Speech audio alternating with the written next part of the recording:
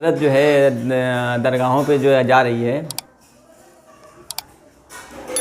اور ماں باپ کی کوئی قدر نہیں کر رہے ہیں، اور وہاں خوب جو بھیڑ لگی ہے، خوب لوگ آ رہے ہیں، اور ان کو نہ روزے سے مطلب ہے نہ نماز سے مطلب ہے، تو ان کے لیے کیا ہوگا؟ کیا ان کی دعائیں قبول ہوں گی اسے بنا نماز پڑھے؟ عورتوں کا بھی خوب وہاں مجمع لگا ہے، بے حیائی بے پردگی ہے، کہیں چاٹ کھا رہی ہیں، کہیں گول گپے کھا رہی ہیں، وہ بھی نماز نہیں پڑھ رہی ہیں، نہ ان کے آدمی جو ہے نماز پڑھ رہے ہیں، اور دعاؤں کے لیے وہاں حاضری اپنی لگاتے ہیں وہاں، تو کیا ان کی دعائیں قبول ہوں گی؟ دیکھیے ایک بات ہم آپ کو بتائیں، جو لوگ خانقاہوں میں جاتے ہیں،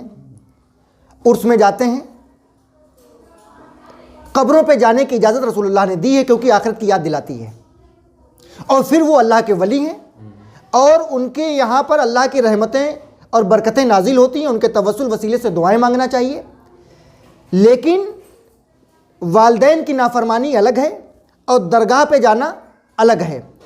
اور نماز نہ پڑھنا اس کا گناہ الگ ہے۔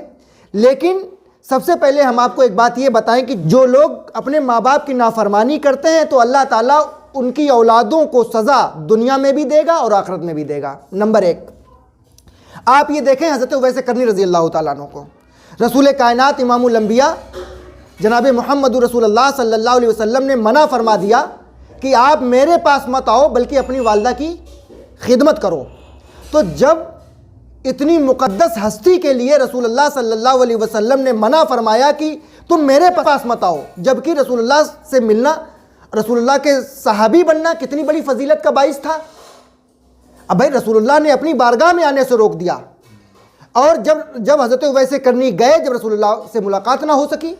تو رسول اللہ صلی اللہ علیہ وسلم نے ان کو خبر بھجوائی کہ اب اویس قرنی سے کہہ دو کہ اپنی والدہ کی خدمت کریں۔ تو اب جو یہ خانقاہیں ہیں، چاہے وہ غوث پاک کی خانقاہ ہو، چاہے وہ نظام الدین اولیاء محبوب الہی کی درگاہ ہو، یا ہندوستان یا پوری دنیا کی کسی بھی ولی کی درگاہ ہو، تو رسول اللہ سے بڑھ کے ان کا مقام تو نہیں ہے، رسول اللہ سے بڑھ کے ان کی ہستی تو نہیں ہے۔ جب رسول اللہ نے اپنی بارگاہ میں اپنی حیات میں آنے کے لیے اویس قرنی جیسی عظیم شخصیت کو منع کر دیا، اور حضرت عمر فاروق اعظم کو، حضرت مولا علی کو بھیجا اپنا پیرہن، اپنا جبہ دے کر کے کہ جاؤ حضرت اویس قرنی سے میرا سلام کہہ دینا اور یہ کہنا کہ میری گناہگار امت کے لیے دعا کریں، تو یہ کتنی بڑی بات ہے کہ امام الانبیاء ان کو سلام بھیجیں، اپنا پیرہن بھیجیں، اور حضرت عمر فاروق اعظم حضرت اویس قرنی رضی اللہ تعالیٰ عنہ کی بارگاہ میں حاضر ہو کر کے مولا علی رسول اللہ کا سلام پیش کریں اور یہ عرضی پیش کریں کہ رسول اللہ صلی اللہ علیہ وسلم نے ارشاد فرمایا ہے کہ میری گناہگار امت کے لیے دعا کریں اویس قرنی۔ تو اب جس قدر لوگ اولیاء اکرام کے مزارات پہ جاتے ہیں، بے شک ان کو جانا چاہیے، ہم اس سے انکار نہیں کرتے، بلکہ ہم خود یہ کہتے ہیں کہ اولیاء اللہ کے مزار پہ جاؤ، وہاں پہ حاضری دو، اپنی آخرت کو سنوارو۔ لیکن ایسے آخرت نہیں سنورے گی کہ والدین گھر پہ بھوکے ہیں، والدین کو بخار ہے، یا گھر میں کوئی پریشانی ہے، اور تم اس پریشانی کو